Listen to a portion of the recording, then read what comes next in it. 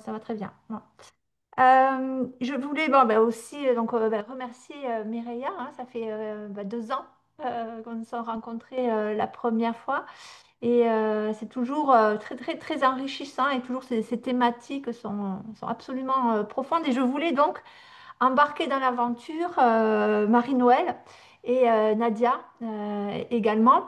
Et Marie-Noël est donc de chez vous et qui va donc me remplacer avantageusement. Bon, alors j'espère que vous m'entendez bien, mais elle pourra aussi continuer à présenter le propos.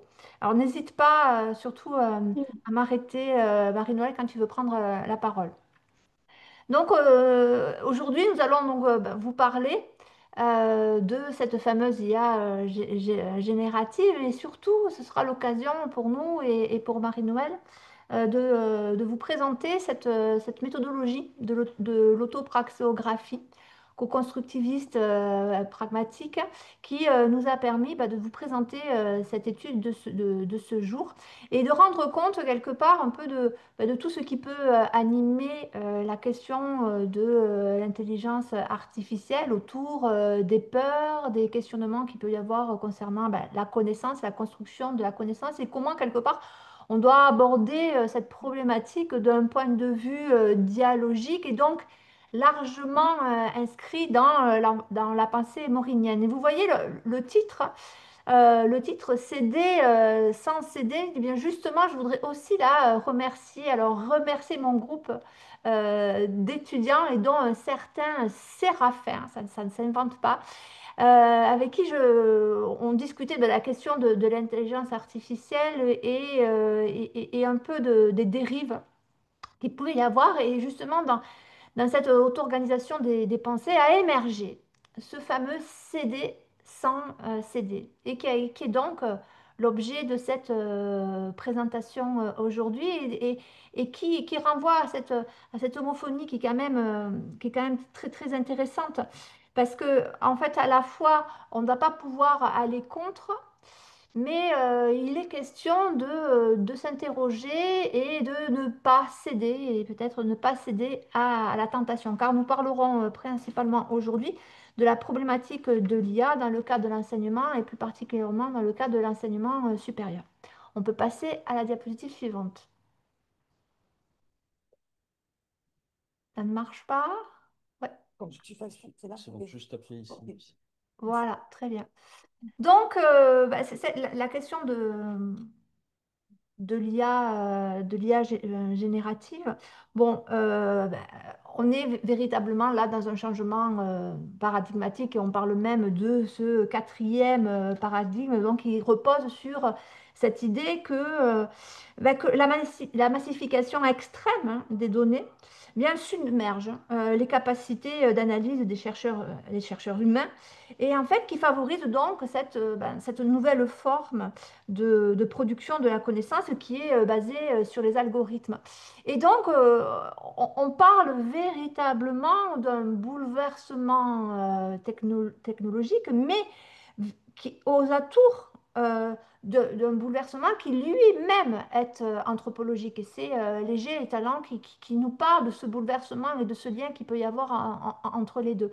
Et si on revient sur l'historique de l'IA, on voit bien que l'histoire est déjà très lointaine avec Turing et puis avec toute la lancée des cybernéticiens.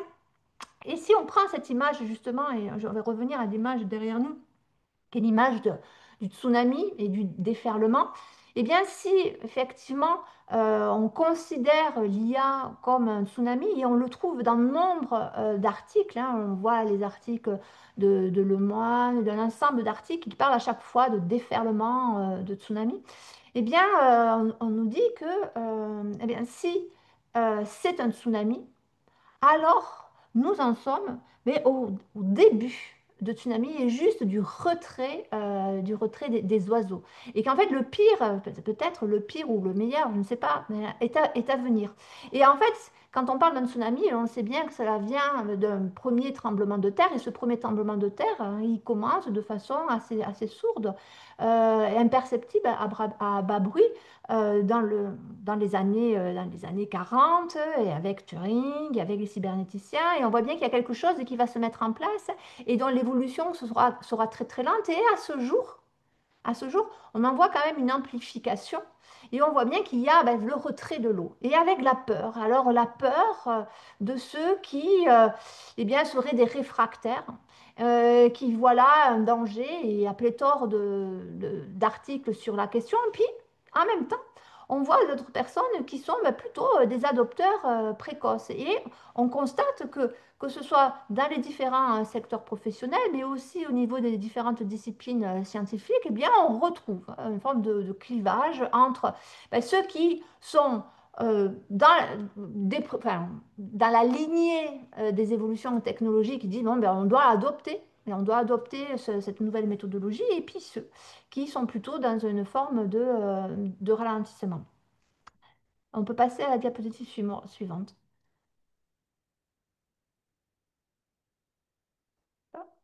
Je peux prendre la main si vous voulez. Ah, Non. c'est bon, c'est bon, c'est bon. Non, Oh, non. Comment ça se fait? 200 secondes. Oh, Je sais pas. merci. voilà. Et donc, c'est interdisciplinaire, hein, enfin, c'est plutôt pluridisciplinaire, c'est multisectoriel. Et comme je le disais, on va s'intéresser plus particulièrement à l'introduction de l'IA générative, mais dans le cadre de l'enseignement supérieur, mais d'une façon plus large, la question de l'éducation. Et nombre d'ouvrages, là, je vous présente Godet et Messonnier en 2024, mais qui ont fait un rapport assez exhaustif justement de l'utilisation de l'IA dans l'enseignement supérieur. Ben, nous montrent que les positionnements quand même sont assez variés, hein. Et on observe bien justement ces adopteurs qui sont précoces et l'ensemble des réfractaires. Il y a quand même dans le cadre de la communauté une grande discussion sur l'usage ou non de l'IA et quelque part du vide qui existe au niveau quand même juridique, parce que autant on peut,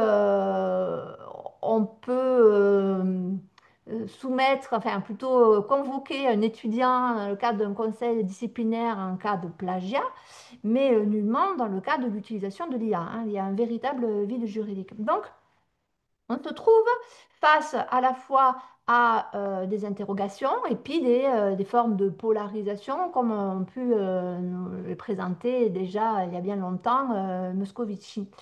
Et dans cette polarisation, qu'est-ce que l'on peut voir? Eh bien, on peut voir que les enseignants qui sont déjà des adopteurs précoces sont plutôt dans le convaincre. Et dans le convaincre, excusez-moi un peu le mauvais jeu de mots, c'est à la fois, il va falloir vaincre les arguments de ces peut-être vieux cons, entre guillemets, qui n'ont pas envie, qui voient un danger dans l'utilisation de l'IA.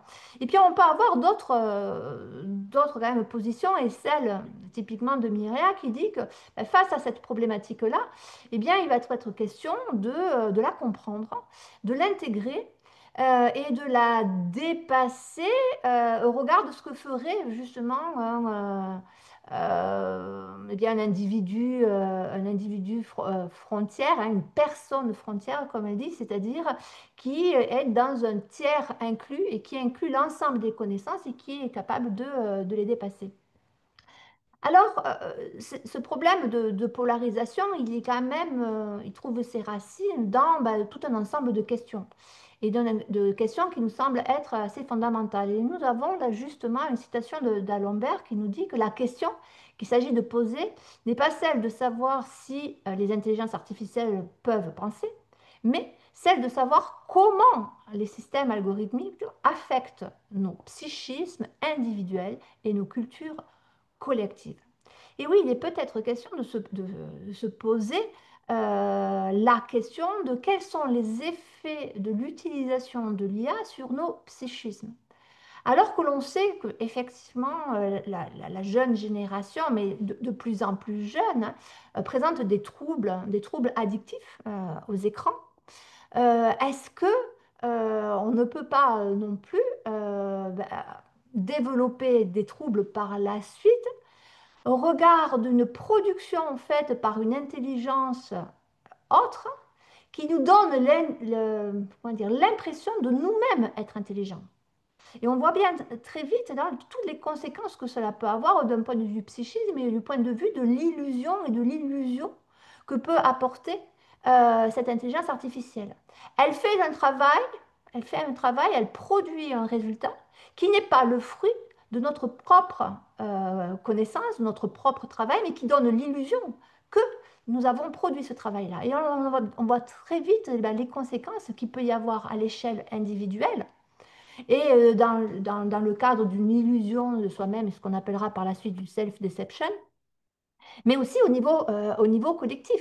C'est-à-dire quel garde-fou peut-il y avoir sur la production de la connaissance, mais on ne va pas aller plus loin sur cette question-là, parce que effectivement, c'est quand même quelque chose qui est déjà très connu.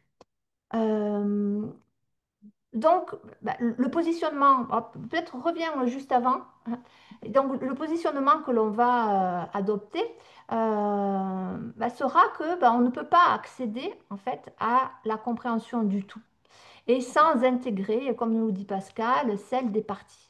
D'accord. Et effectivement, tout notre positionnement aujourd'hui va être de voir les différents éléments de ce problème que l'on va dire très complexe et dans lequel on peut observer les différentes contradictions, les différents éléments et qu'il importe véritablement de questionner. Et nous allons le questionner justement au travers de cette méthodologie dont Marie-Noël est la grande maîtresse et qui nous a tous initiés à cette méthodologie. Alors la parole est à toi, Marie-Noël. Oui, merci. Donc, en fait, l'autopraxographie, qu'est-ce que c'est? C'est une méthode à la première personne. Il en existe d'autres, des méthodes à la première personne, principalement l'auto-ethnographie ou autre. Et donc, la particularité, c'est son positionnement épistémologique, donc dans le co-constructivisme pragmatique. Et donc, dans ce positionnement épistémologique, qu'est-ce qui se passe? Bon, on a, évidemment, comme toutes les méthodes à la première personne, on part du principe qu'on sait très bien que le sujet, le chercheur est à la fois sujet et complètement influence toute la connaissance qui va pouvoir se créer. Donc, par rapport à tout ça, c'est évident, ça reste quand même une méthode à la première personne. Mais en plus, l'objectif, va être de créer du savoir qui soit du savoir générique. Et parce que on veut ni du savoir complètement ethnographique ou nomothétique, c'est qu'on veut vraiment créer un savoir générique. Un savoir générique, ça veut dire quoi? Ça veut dire un savoir qui pourrait être contextualisé, recontextualisé dans d'autres contextes, mais qui a quand même une visée quand même générique. Non pas généralisable, on est très bien, mais au moins générique. Donc, comment on procède? On procède il y a plusieurs étapes, mais c'est pas linéaire, parce qu'évidemment, on peut avoir largement des allers-retours, et puis il y en a, et il en faut. On commence par écrire un témoignage de manière à la fois naïve, un témoignage au jeu. Évidemment, le praticien, le chercheur qui est à la fois praticien, qui veut parler de son expérience, il va la faire, et ça, on peut le faire aussi avec les étudiants, il écrit son témoignage au jeu, mais c'est un témoignage qui doit venir vraiment de l'intérieur, un témoignage. Donc, des fois, c'est pas la première écriture qui va être la bonne parce que c'est pas automatiquement naturel. C'est un témoignage donc, qui vient au jeu, un témoignage qui est écrit au passé parce que on relate des faits passés. C'est un témoignage également qui doit être fait. Donc, c'est pas un post Instagram, c'est pas pour montrer qu'on est les plus beaux, les plus forts, c'est vraiment pas ça. C'est vraiment d'aller voir au plus profond de soi-même et d'être capable de. Donc, des fois, il faut plusieurs fois pour pouvoir y arriver. Et donc, une fois que ce témoignage est fait, et puis même au fur et à mesure, on va pouvoir revenir dessus, il y a tout un travail épistémique qui va être fait à l'aide de littérature, bon, qui peut être fait à l'aide de co-auteurs quand il y a des co-auteurs, donc avec Déborah. Déborah a travaillé sur son propre témoignage et avec Nadia, on a travaillé aussi comme co-auteur, mais le travail épistémique, il se fait à l'aide donc de co-auteurs quand il y en a, mais sinon, une vaste littérature et là, non, enfin, non disciplinaire. On ne cherche pas à s'arrêter à une discipline particulière ou quoi que ce soit. c'est la littérature. En fait, ce qu'on va voir, c'est qu'on va, dans le témoignage, faire émerger des thèmes de manière euh, on est quasiment sur de l'intuition, d'accord? Il faut vraiment ne pas, faut vraiment se laisser guider par le texte et éviter d'avoir le maximum d'a priori parce que faut aller au-delà justement de nos a priori pour que ça soit intéressant. Donc c'est vraiment le texte qui doit nous guider et on essaie de voir quel thème arrive. Et en fonction des thèmes, on va chercher de la littérature en lien avec ces thèmes-là pour essayer de prendre du recul. Et à ce moment-là, c'est le texte qui nous aide à comprendre pour vraiment se détacher. Et dans l'écriture, après, c'est une écriture à la troisième personne, on n'est plus au jeu. C'est vraiment une écriture scientifique pour justement essayer de réussir à prendre ce recul par rapport au témoignage vécu. Donc, et après, on va pouvoir essayer de construire un savoir plus générique avec cette analyse-là. Mais l'objectif, c'est vraiment, là où on est content, c'est quand, en lisant quelque chose, on dit «Ah!» et qu'on arrive à comprendre complètement différemment le témoignage qui a été fait. Si on n'arrive pas à faire ça, c'est ce que j'explique à mes étudiants, s'il n'y a pas ça, eh ben, ouais, ce que vous aurez, c'est clair, ce sera la note minimale parce que le travail, il n'est pas là. Le travail, il doit nous permettre d'aller autre part que ce qu'on avait imaginé au départ. Et c'est là-dessus qu'on réussit à faire quelque chose. Bon, je dirais que pour l'instant, avec Déborah, on a commencé à faire quelque chose, mais on va vous présenter parce qu'on voulait vous présenter quelque chose, mais on n'a pas fini du tout le processus, d'accord? On est en cours de réalisation du processus, donc c'est là où on en est en ce moment. Tu es d'accord avec moi, Déborah? Tout à fait d'accord. Donc je te Je laisse suis continuer. l'étudiante. J'apprends. Je te J'apprends laisse, avec Marie-Noël. je te laisse continuer, vas-y. Oui. Alors, bah, n'hésite pas hein, Ouais.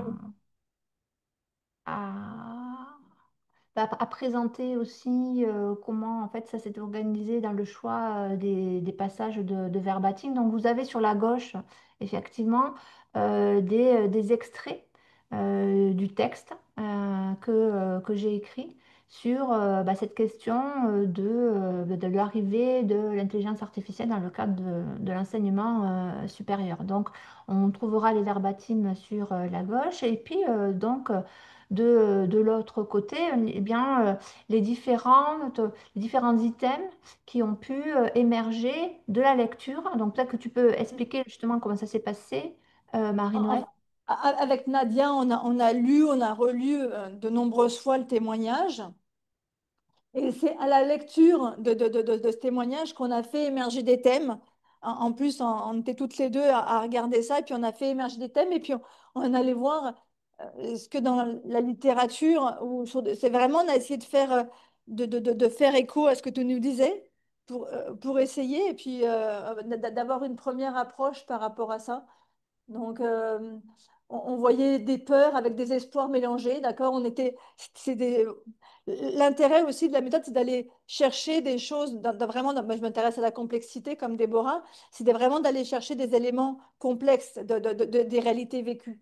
Donc, et d'aller essayer de les décortiquer. Donc, on voyait à la fois qu'il y avait cette peur de l'inconnu, de l'incertain, du non-connu. On voyait aussi des peurs par rapport aux identités professionnelles, par rapport à la connaissance, mais à la fois des espoirs. Et tout ça, on voyait ce dialogue-là. Euh, je sais Et pas que l'on si... retrouve donc tout à fait dans le cadre justement de la littérature et de ce que peut nous dire Riezler en 44 quand il parle de la question de la peur. Et que l'on peut avoir peur de quelque chose en soi, mais que cette peur-là, elle a toujours des conséquences sur. On a peur de quelque chose pour. Et en fait, on se rend compte dans le cadre de verbatim que les peurs, elles touchent la question typiquement de l'identité professionnelle et de l'identité professionnelle de l'enseignant-chercheur qui là, en l'occurrence, l'exercice était autour de la production d'un mémoire de niveau master. Et qu'est-ce qui s'était passé? C'est-à-dire qu'il y avait des étudiants qui avaient produit leur mémoire entièrement, ou quasi entièrement, par IA.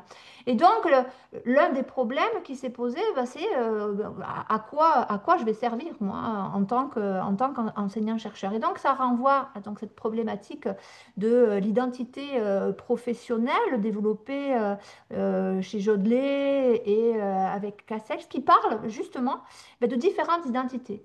Et dans la profession, il y a des identités qui sont dites résistantes. Et alors, ces identités résistantes, elles renvoient aux moyens que en fait, les auteurs mettent en place pour d'évaluer un outil et comment ils font pour utiliser un outil pour se protéger et ce, en opposant donc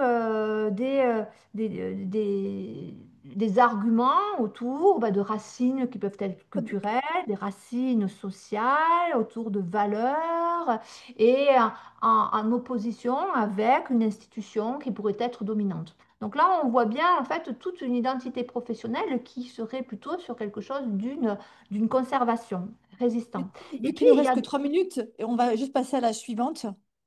Ah oui, que 3 minutes? Mince! Oui, c'est pour ça. Ah oui, Donc, on va pouvoir bon, passer, puis rapidement, comme montrer on a différents éléments en ce moment qui sont en cours de création, enfin, ouais, en cours d'analyse, en cours voilà, on a à la fois. Vas-y, je te oui. laisse, mais vraiment rapidement. Oui, ah oui, bon, j'ai pas vu le temps passer. Donc, ça convoque aussi un autre problème, celui de la noétique et de la noèse. On se rend compte que la question de l'intelligence artificielle, elle pose le problème de la construction de cette connaissance largement développée par Morin. Et quelque part, comment, en fait, cette connaissance, elle se construit, mais aussi du fait de produire quelque chose qui n'est pas de notre propre produit, elle renvoie à la connaissance de soi et donc du chemin noétique et qui pourrait être donc empêché. De par quoi? De par en fait cette sorte d'illusion de la connaissance et du mensonge à soi-même, parce que lorsqu'on propose une production faite par un autre, on est en train de s'illusionner sur sa propre capacité. Et ça nous renvoie donc à un courant beaucoup plus large qui est celui du courant de l'épistémologie des vertus, donc, il peut utiliser dans le cadre de la recherche parce qu'on y voit toujours un côté assez moralisateur, moral.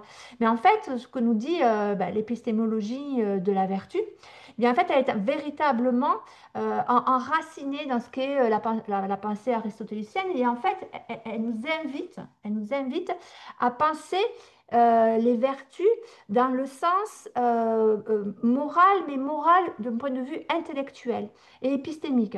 Et en fait, elle se pose la question de quelles sont les attitudes en fait intellectuelles que l'on doit adopter dans le cadre de notre vie sociale pour accroître en fait d'un côté les chances de parvenir à la vérité ou au moins à des croyances qui sont garanties et aussi ça nous permet cette épistémologie des vertus de nous assurer du plein développement de notre nature humaine.